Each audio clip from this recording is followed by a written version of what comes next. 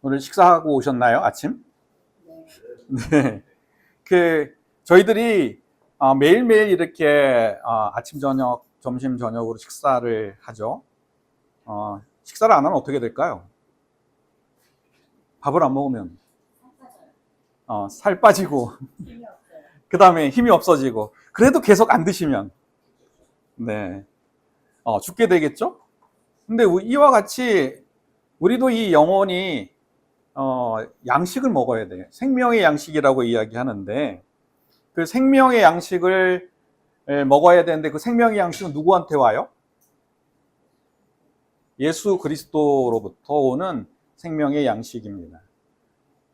그리스도인 성도가 되면은 예수님께서 주시는 생명의 양식을 먹어야 합니다. 오늘 이 말씀 그 오병이어의 기적은 뭐냐면 물고기 5마리, 2마리, 떡 5개로 이 5,000명을 먹였다고 하는데, 이게 남자면 5,000명이니까 여인과 아이들을 포함하면 최소한 10,000명 이상 해서 2만 명 정도는 먹였던 사건입니다.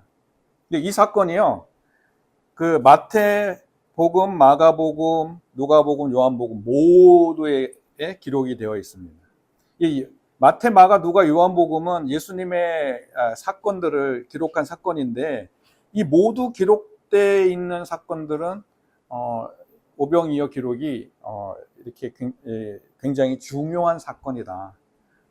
어떤 사건은 뭐 마태복음만 기록되어 있고, 어떤 사건들은 마태, 마가만 기록되어 있고, 어떤 사건들은 뭐 요한복음만 있는데, 이 사건들은 오늘 읽은 기적의 사건들은 마태, 마가, 누가, 요한 모든 복음에 이렇게 기록되어 있는 말씀입니다.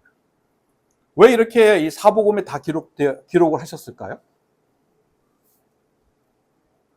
중요하기 때문에, 중요한 사건이기 때문에 기록을 했던 것입니다.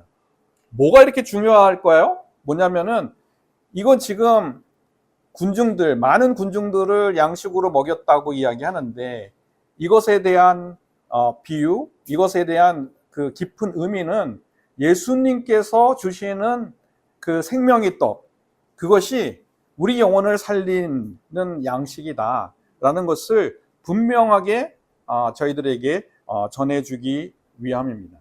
이스라엘 백성뿐만 아니라, 그 다음에 온 민족, 온 백성들뿐만 아니라 하나님의 백성들까지 모두 이 그리스도께서, 예수님께서 주시는 생명의 떡을 먹어야 된다는 말씀을 하고 계십니다. 그래야 살고, 그래야 생명이 이렇게 번성하고 또 이렇게 활기차게 살 수 있다고 말합니다. 여기서 영혼이라고 이야기했잖아요. 예수 그리스도가 주신 양식은 영혼을 살리는 이야기를 이야기하는데, 심리학에서 여기 혼은 뭐냐면은 자기를 이야기합니다. 자아를 이야기합니다.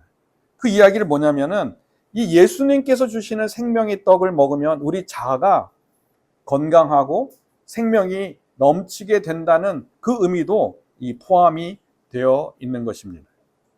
그러면 예수님이 주시는 이 생명의 떡, 어떻게 먹을 수 있을까요? 이 관건은 뭐 예수님의 생명의 떡 있어. 그러면 그 생명의 떡을 어떻게 먹냐? 그것이 이 관건이겠죠. 그래서 오늘 설교 제목을 생명의 떡이라는 제목으로 이제 말씀을 전하려고 합니다. 우리가 읽었던 말씀을 이제 보는데, 그러면 어떻게 생명의 떡을 먹으려면요, 첫 번째는 어떻게 해야 돼요? 준비를 해야 되겠죠. 그 다음에 생명의 떡을 받아야 되겠죠. 세 번째는 받은 떡을 먹어야 되겠죠. 이 세 과정을 거쳐서 우리가 생명의 떡을 먹게 됩니다. 그러면 첫 번째, 생명의 떡을 받을 준비를 하려면 어떻게 하느냐라고 할 때 요한복음 6장 9절 말씀을 보겠습니다. 지금 보니까는 이 한 아이가 가지고 있는 보리떡 5개와 물고기 2마리를 누구한테 지금 가져왔어요? 예수님 앞에 가져왔습니다. 그리고 이 보리떡 5개와 물고기 2마리를 가져온 사람은 누구예요? 안드레라는 사람이에요. 이 안드레가 예수님 앞에 이 보리떡 5개와 물고기를 가져온 것처럼 예수님의 말씀을 듣고 순종해야 우리가 어떻게 돼요? 이 생명의 떡을 받을 준비를 하게 됩니다. 그럼 이제 질문을 하면 그 안드레는 예수님의 말씀을 어떻게 순종하게 되었어요? 여기에선 잘 어떻게 순종하게 됐는지 그 모습을 잘 모르거든요. 그래서 이 사복음서 마태, 마가, 누가, 요한복음에 이렇게 전체적으로 기록되어 있는 말씀을 보고 이 안드레가 어떻게 순종했는지를 말씀드리려고 합니다. 지금 군중들이 예수님을 왜 따라왔어요? 예수님의 기적을 보았기 때문에 군중들이 따라왔거든요. 그래서 군중들이 따라와서 지금 여기 이제 디베라라고 이렇게 하는 곳, 디베라는 어디예요? 갈릴리를 이야기해요. 거기에서 지금 앉아 있는데 예수님 말씀을 막 들었어요. 그리고 예수님 말씀을 들었는데 듣고 나서 이제 어떻게 되냐면 저녁이 됐어요. 저녁이 되니까는 사람들이 배가 고플 거잖아요. 배가 고프니까 어떻게 해야 돼요? 밥을 먹어야 되는데 이 많은 사람들 어떻게 먹여요? 먹일 수 없으니까는 제자들이 예수님께 뭐라고 이야기하냐면은 이 사람들을 자기 마을로 돌려보내서 자기가 음식을 먹을 수 있도록 하자라고 이야기했더니 예수님이 뭐라고 이야기하냐면은 아니야. 너희가 먹을 것을 주라고 이야기하는 거예요. 너희가 먹을 것을 주라고 한 예수님의 그 마음은 뭐냐면은요. 저렇게 배가 고파하는 사람들을 불쌍히 여겼다는, 긍휼히 여겼기 때문에 그 사람들이 그냥 식사도 거르고 그냥 가는 것을 보내지 못했던 그 예수님의 마음들을 이렇게 설명하고 있습니다. 그래서 이럴 때 이야기하는데 예수님께서 뭐라고 이야기하냐면요. 제자들이 너희가 먹을 것을 줘. 그랬더니 이 다른 제자들에 대한 반응들은 전혀 나타나지 않는데 지금 요한복음에 빌립과 안드레에 대한 반응만 나타나고 있습니다. 다른 제자들의 반응들을 기록하지 않은 이유가 뭘까요? 말도 안 되는 소리니까. 이 많은 사람들을 어떻게 먹여요? 너희들이 먹으라고 하는데 말도 안 되는 소리 하니까 아예 이야기하는 건 그냥 그런 어떻게 우리가 할 수 있는 것도 아니니까 우리 못한다라고 이야기를 하고 있는데 빌립은 그래도 그런 반응을 했습니다. 어떤 이제 반응을 했냐면은 요한복음 6장 7절에 보니까는 빌립이 뭐라고 이야기하냐면은 각 사람으로 조금 받게 할지라도 200데나리온의 떡이 부족할 거다. 무슨 소리냐면요. 각 사람한테 돈을 걷어서 떡을 사 먹여도 200데나리온 가지고도 뭐 턱도 없다. 이걸로 다 먹일 수 없다라고 이야기를 해요. 그러면은 이 한 데나리온 정도의 가격은 얼마냐면은 하루 일당 정도 하거든요. 요즘 이렇게 막노동으로 하루 일당 정도 가면은 15만 원 정도 받아요. 15만 원을 200을 곱하면 어떻게 돼요? 한 3천만 원 정도 있어야 된다는. 아니요, 3억인가? 그쵸? 10만, 100만, 1000만, 3천만 원. 하여튼, 그렇게 있어야 돼요. 그런데 그 돈이 없다 되는 거죠.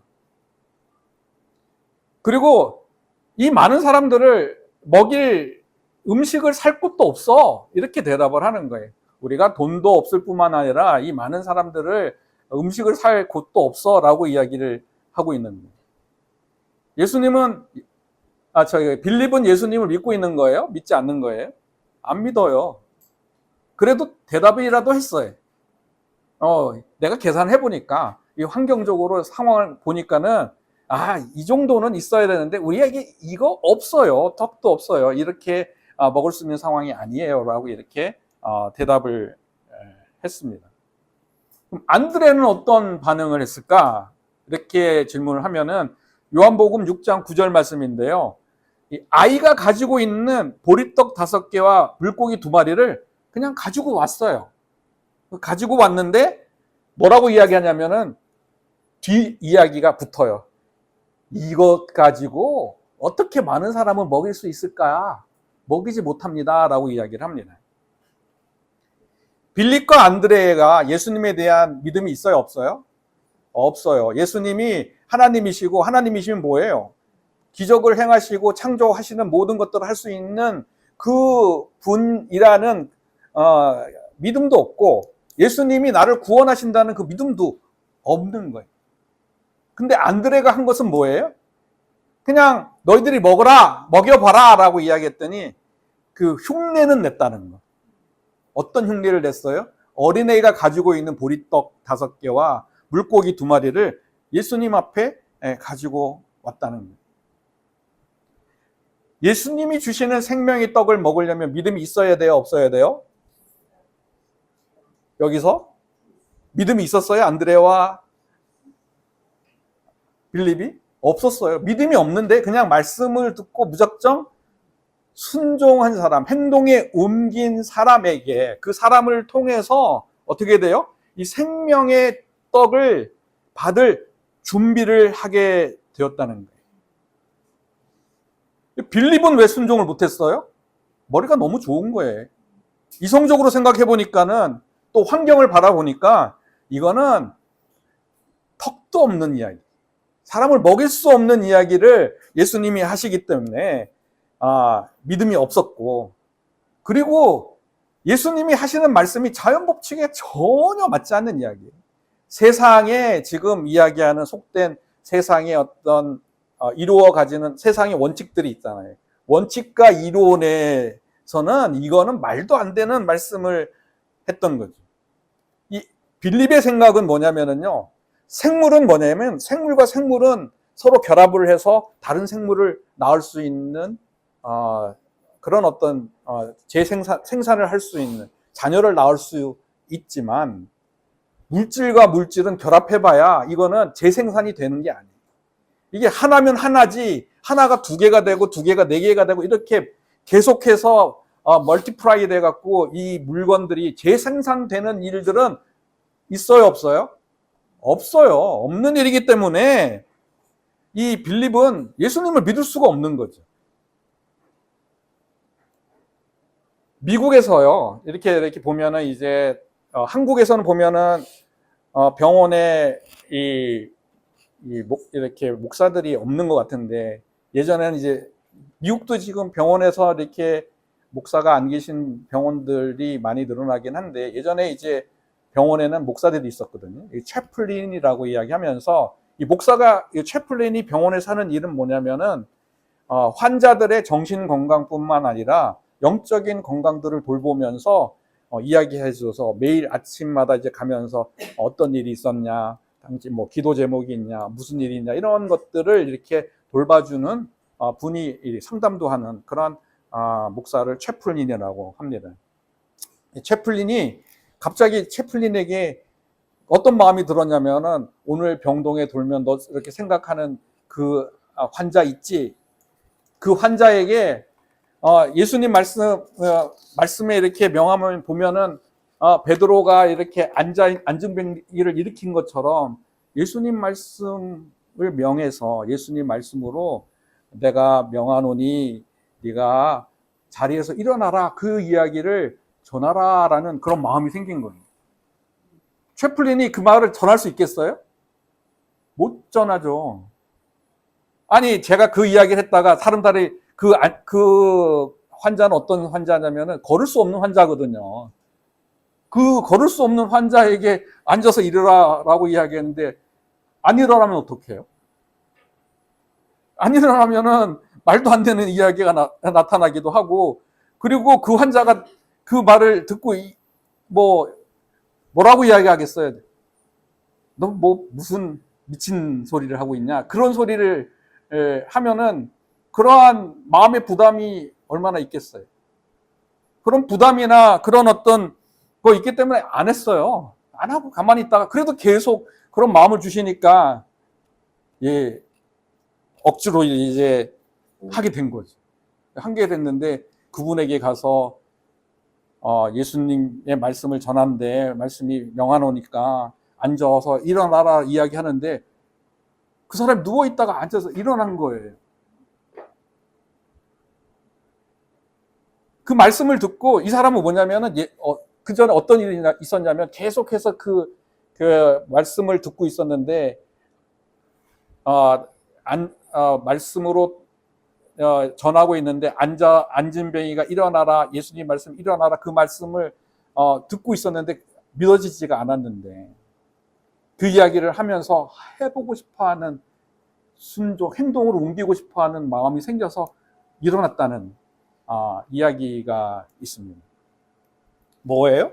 생명의 떡을 먹으려면 마음의 준비를 해야 되는데 그 준비가 뭐냐면은 그냥 믿음이 먼저가 아니라 먼저 말씀대로 한번 머리가 깨져도 한번 해보자 라는 그런 결단이 있어야 되는 거예요. 여러분들이 이렇게 사람들을 어떻게 믿어요? 처음부터 이렇게 거래하면서 믿게 되나요? 처음부터 이 사람이 어떤 사람인지 안 믿어져요. 처음에 어떻게 돼요? 이 사람이 어떤지 한번 사귀어보자. 내가 이렇게 이 사람한테 속아도 한번 사귀어보자라고 할 때 그 사람이 어떤 사람인지 알잖아요. 그게 이제 이 거래를 하거나 우리가 이 장사를 시작할 때 먼저 그 마음이 생겨야 되거든요. 그래야 그 사람이 어떤지 알잖아요. 이것도 마찬가지예요. 예수님도 뭐냐면은 그래 한번 속아보자. 네, 그래 이야기했으니까 한번 행동을 해보자라고 할 때에 그것을 통해서 예수님께서 생명의 양식을 받을 준비가 되니까 그 준비를 통해서 우리와 함께 일하시는 그 일들이 일어난다는 말씀을 합니다. 생명의 떡을 먹으려면 준비를 해야 되는데 준비를 하는 것은 뭐냐면은 먼저 말씀에 이제 믿든 안 믿든 먼저 그 행동으로 옮겨보면 그 다음에 책임은 누가 져요? 예수님 하나님이 지는 거예요. 내가 지면은 문제일 텐데 그 뒤에 책임은 하나님께서 지신다고 말씀하시는 거가 그게 이제 생명의 떡을 우리가 받을 준비가 되어 있다는 것을 이야기합니다. 생명의 떡을 먹으려면은 준비를 해야 되는데 말씀에 대한 순종이 먼저다. 그 순종을 해야 생명의 떡을 받을 준비가 됩니다. 두 번째, 이 생명의 떡을 이제 준비가 되면은 생명의 떡을 받아야 되잖아요. 예수님부터 생명의 떡을 받아야 돼요. 그러면 어떻게 받게 되느냐라고 이야기할 때 요한복음 6장 11절 말씀입니다. 여기서 보면은 사람들을 앉아 있게 하셨다고 이야기합니다. 그리고 앉아 있는 자에게 어떻게 했냐면은 그 떡을 가져오셨다고 이야기합니다. 여기서 가장 중요한 거는 예수님이 떡을 가져오셨다는 거예요. 예수님이 가져오신 이 떡은 어떤 떡이에요? 누구의 떡이에요? 어린아이가 가지고 있었던 보리떡 5개와 물고기 2마리. 그 보리떡이잖아요. 어린아이로부터 가져온 떡을 들고 계셨다는 거예요. 그러면 어린아이로부터 가져온 그 떡의 의미는 어떤 의미를 이야기해요? 어린아이가 가지고 있는 떡은 어떤 의미예요? 아무 힘도 없어요. 어떤 능력도 없어요. 연약한 어린아이의 단지 가지고 있는 그 떡의 모습을 의미한다는 거예요. 그 연약한 어린아이의 그 떡을 예수님께서 가지고 있어야 어떻게 돼요? 생명의 떡을 받게 된다는 말씀을 하고 계십니다. 어린아이가 가지고 있는 연약함이란 건 뭐예요? 우리의 연약함을 예수님께 드리면 예수님께서 우리 연약함을 받으시고 생명의 떡을 우리에게 주신다라는 것을 의미하는 것입니다. 이렇게 보면은 이렇게 생명의 떡을 먹으려면 연약함을 드려야 된다라고 이야기를 하면서 이 성도들은 굉장히 겸손한 사람들이 많거든요. 그래서 연약함을 드리라고 이야기하면은 뭐라고 대답하면은 저 연약해요. 아무것도 할 수 없어요. 연약함 알고 있기 때문에 내가 하나님 앞에서 매일 연약하다고 고백하고 있어요 라고 대답을 합니다. 매일 연약하다고 고백한다고 해서 내가 연약한 것을 드리는 건가요? 빌립도 뭐냐면 자기가 연약한 거 알아요. 내가 환경에 대해서 내가 이 일을 할 수 없다는 연약함을 당연히 알고 있어요. 그리고 연약하게 말하면서도 뭐라고 이야기해요? 예수님에 대한 하실 일에 대한 기대는 전혀 없어요. 연약한다는 고백을 한다는 것은 뭐냐면은 말로만 나는 연약해요. 그건 나도 알아요. 세상 사람 다 알아요. 근데 그걸 고백하고 그 다음 단계가 있는 건데 뭐냐면은 그 다음 단계 뭐예요? 머리로 내가 연약함을 인정하는 것이 아니라 내가 가슴으로 내가 진짜 연약함을 인정해야 된다는 거예요. 내가 가슴으로 진짜 연약함을 인정해야 어떻게 돼요? 그 연약함을 예수님께 드릴 수 있는 거예요. 연약하다고 말하면서요. 내가 말씀대로 이루어질 것에 대한 기대가 전혀 없어요. 그 연약한 거예요? 강한 거예요? 강한 사람이에요. 내가 예수님보다 훨씬 더 강하다고 이야기하는 거잖아요. 연약하다고 이야기하면서 내 경험대로 일을 하려고 해요. 연약한 거예요? 강한 거예요? 강한 거예요. 연약하다면 내가 할 수 있는 내 손을 항복을 해야 될 거 아니에요. 손을 들어서 항복해서 나의 모든 것을 내려놔야 될 거잖아요. 그게 연약하다는 모습이잖아요. 예전에 그 일본 천황이 그 메가더 앞에 이렇게 항복 조인을 했거든요. 천황이 항복 조인하면서 하면서 원래 천황들은 칼을 차고 있잖아요. 그 칼을 차고 있는데 메가더 앞에서 항복 조인을 할 때 이 칼을 내려놓으라고 이야기. 이 칼은 무슨 거예요? 황제의 권위와 힘을 이야기하고 있거든. 황제의 권위와 그 힘을 네가 내려놔야 그게 진짜 항복하는 거야라고 이야기를 하는 거거든. 근데 우리들은 뭐냐면은 우리에게 연약하고 주님께 항복한다고 말은 해요. 하나님이시니까. 근데 항복한 모습이 없어요. 내가 여전히 내 어떤 어려움이 있어요? 고통이 있으면은 어떻게 해요? 내가 힘을 가지고 있어야 이 고난을 이긴다고 생각해. 내 고난이 있어요? 그러면은 다른 사람들한테 내가 이렇게 도움을 청하거나 내 머리로 이 문제를 해결하면 내가 이길 수 있다고 생각해요. 특히 또 이렇게 말씀을 이렇게 증거할 때 뭐냐면 사탄들은 그 말씀을 빼앗아 가려고 해요. 그 말씀대로 이렇게 뭐냐면 말씀에 따라서 연약함을 드리지 못하게 한다고. 그 사탄은 거짓말을 속삭이거든요. 진리를 이야기하지 않고 거짓말을 속삭이면서 그 거짓을 통해서 말씀을 의심하게 한다고요. 그러면서 뭐라고 이야기하면 꼭 이럴 때 주변에서 가까이 있는 사람들이 말씀과 다른 이야기를 해요. 예수님이 분명하게 이렇게 일어나서 너 이렇게 앞으로 내가 이렇게 잘 될 거야 이렇게 이야기하는데 뭐 형편 보면 잘 될 게 뭐가 있어. 그거 말고 어느 학원에 보내. 학원에 보내서 네가 그러면 잘할 거야. 거기에서 사람들을 도움을 받아. 예수님께서 분명하게 이렇게 말씀을 해서 내가 능력이 되고 힘이 된다고 이야기하는데 여전히 나의 연약함들을 예수님께 드리지 못해. 나의 연약함을 드려야 하는데 그 드리지 못하게 주변 사람들이 말로 야 그건 아니야. 그렇게 해서는 절대 네가 말씀대로 살 수 없어. 말씀을 또 이렇게 빙자해서 이야기하네요. 그렇기 때문에 이때 가장 중요한 것들은 주변에 있는 사람들의 말을 잘 이렇게 필터링 해야 돼요. 걸러야 돼요. 그것을 거부해야 실질적으로 말씀에 대한 이렇게 확신이 들고 이 확신이 들어야 나의 연약함들을 머리로서 인정하는 것이 아니라 마음으로 예수님께 드릴 수 있습니다. 이 연약함을 드리려면 어떻게 해요? 말씀에는 뭐냐면은 이 방법이 있어야 되잖아요. 연약함을 드리려면 어떻게 해요? 보면은 요한복음 6장 10절 말씀에 보면은 사람들이 앉아 있다고 이야기해요. 어디에 앉아 있어요? 예수님 앞에 앉아 있다고. 연약함을 드리려고 하면은 예수님 앞에 잠잠히 앉아 있어야 되는구나.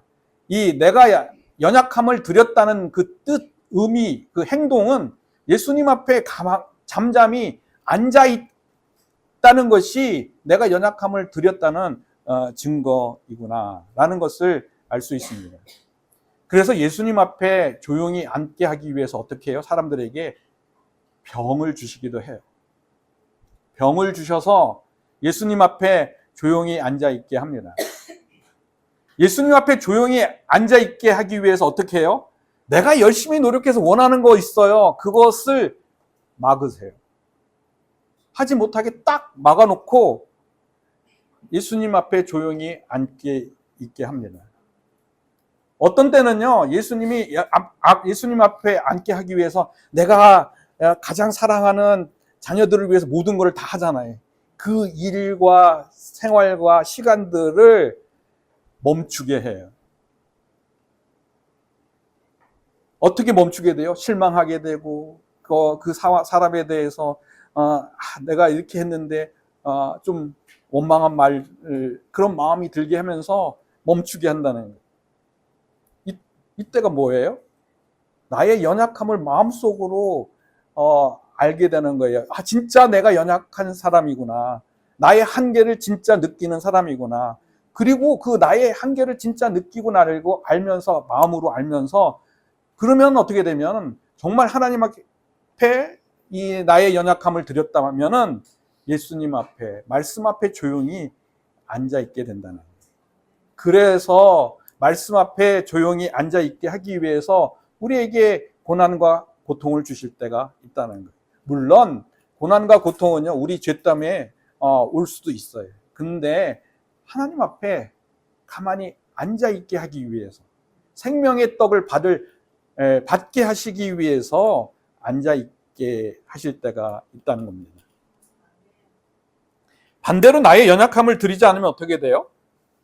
연약함을 드리려면 앉아 있어야 되는데 나의 연약함을 나 연약한데도 드리지 않아.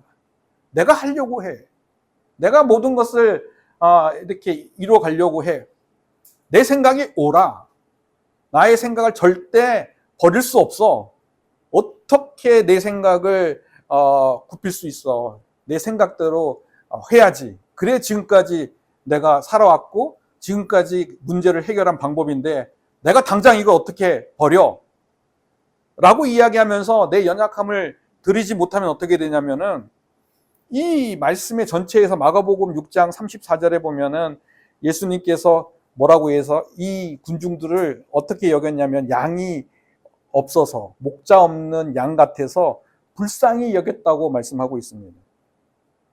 연약함 안 드리면요 예수님께서 우리를 불쌍하게 여길까요? 여기지 않을까요? 안 여겨요. 강한 사람인데 뭐가 불쌍해요? 자기가 다 할 수 있는데 뭐가 불쌍해요? 자기가 능력이 있는데 뭐가 불쌍해요? 그런데 이 연약함을 드려야 불쌍히 여기는데 드리지 않으니까 예수님께서 불쌍히 여기지 않는다는 거예요. 예수님이 불쌍히 여기지 않는다는 것은 뭐예요? 여기서 보니까는 목자 없는 양 같아서 라고 이야기하는 말씀을 보면은 목자가 안 되신다는 거예요. 예수님께 내가 연약함을 드려야 예수님이 나의 목자가 되셔서 나를 인도하실 텐데, 그리고 예수님께서 나의 연약함을 드려야 예수님께서 나를 불쌍히 여기셔서 나의 목자가 되셔서 나를 인도하실 텐데 그런 일 안 하신다. 네가 강한데, 네가 나 앞에서 모든 것을 할 수 있는 사람인데 네 한번 해봐. 네가 원하는 대로 한번 해봐. 라고 그냥 두시면 어떻게 되냐고. 나의 한계를 더 처절하게 느끼고 나의 어떤 그 모습들을 더 보게 되고 그렇게 돼서 어떻게 돼요? 절망하게 되고 주저앉게 되고 더 이상 세상을 살아볼 수 없는 그런 의욕까지 잃은 무기력한 사람이 되는 경우가 얼마나 많아요. 잘 나가다가 그렇게 된 사람들 얼마나 많냐고요. 그러니까 예수님 앞에 우리가 연약함을 드리면 예수님께서 우리를 불쌍히 여기셔서 우리의 목자가 되시고, 우리가 목자가 되시면 예수님이 인도를 받기 때문에 인도받는 대로 어떻게 돼요? 삶의 열매가 있어요. 풍성한 열매들이 있어요. 이게 가다가 잘 안 돼도요, 그것이 더 큰 걸로 바꿔주시는 하나님의 능력을 경험하게 됩니다. 그러니까는 지금까지 6,000년이 돼서 이 사람이 태어나서 지금까지 역사가 있어도 예수님을 믿잖아요. 그런 증거들이 없으면 이 사람들이 왜 믿었겠냐는.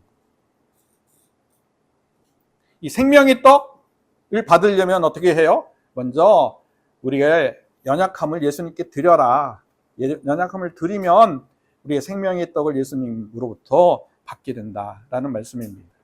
마지막 세 번째 말씀인데요. 이제 먹어야 되잖아요.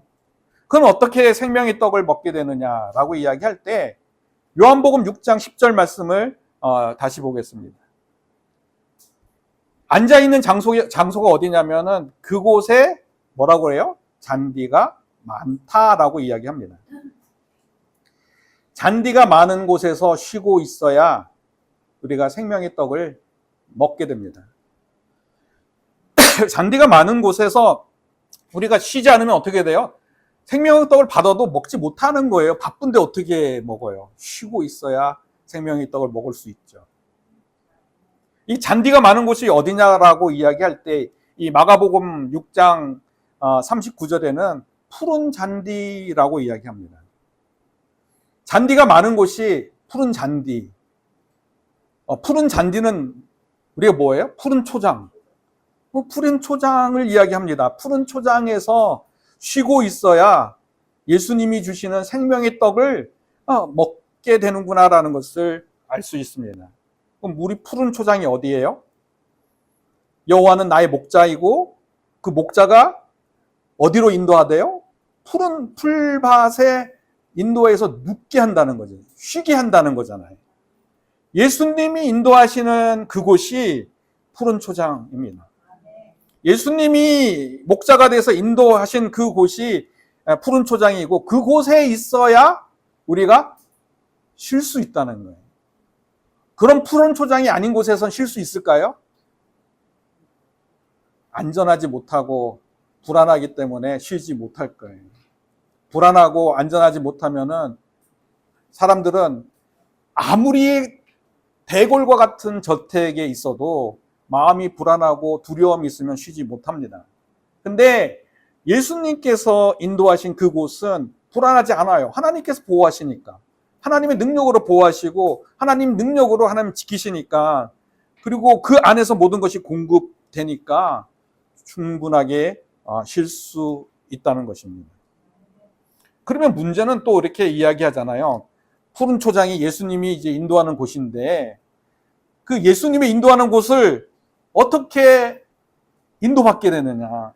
예수님이 푸른 초장에 인도하시는 곳을 우리가 어떻게 알아? 어떻게 알아요? 예. 기도해서 알아요? 말씀을 보고 아나요? 지금 요한복음 10장 3절의 말씀을 보면은 뭐 그것도 포함이 되는 이야기지만은 예수님의 음성을 들어야 된다고 이야기합니다.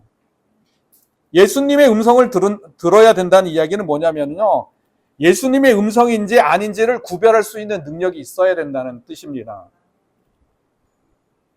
예수님의 음성이 아닌 것이 뭐가 있어요?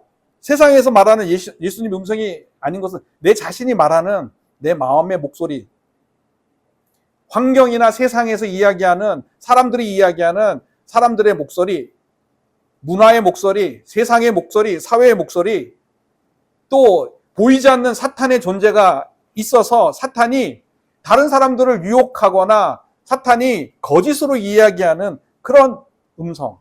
사탄이 거짓으로 이야기하는 것은 누구처럼 이야기해요? 하나님의 음성처럼 이야기한다니까요. 이게 보시면은 세상 사람들의 저마다 뭐 이렇게 하나님 음성을 들었다고 이야기하는데 그 음성 중에는 하나님 음성이 아닐 수도 있어요. 그것을 구분해야 된다는 거예요. 마음의 소리, 세상의 소리, 이 사탄의 소리를 구분해야, 그래야지 예수님의 음성을 듣고, 예수님의 음성을 듣고 인도하시는 곳에 갈 거잖아요. 그럼 어떻게 구분해요? 사탄은, 세상은, 우리 자기는 어떤 음성을 내요? 우리 육신의 욕심에 따라서 살고 싶어 합니다. 마귀도 우리의 육신의 욕심을 이용해서 거짓을 이야기하고, 그것을 이용해서 어떻게 해요? 하나님 음성, 예수님 음성을 듣지 못하게 하는 거예요. 내 음성 쫓아가. 왜냐하면 우리 육신은요, 욕심의 음성, 욕심에 따르는, 욕심에 맞는 그 음성을 쫓아가게 돼 있어요. 그 음성에 대한 욕심을 쫓아가게 되면은 예수님의 음성을 듣지 못하고 푸른 초장에서 쉬지 못하게 된다는 거예요. 우리가 예수님의 음성을 구분해야 예수님이 인도하시는 푸른 초장에서 쉬게 되고, 이렇게 푸른 초장에서 쉬고 있어야 예수님께서 주시는 생명의 떡을 먹게 됩니다. 그러면 어떤 분은 이렇게 질문할 겁니다. 아니, 꼭 쉬어야 생명의 떡을 먹어요?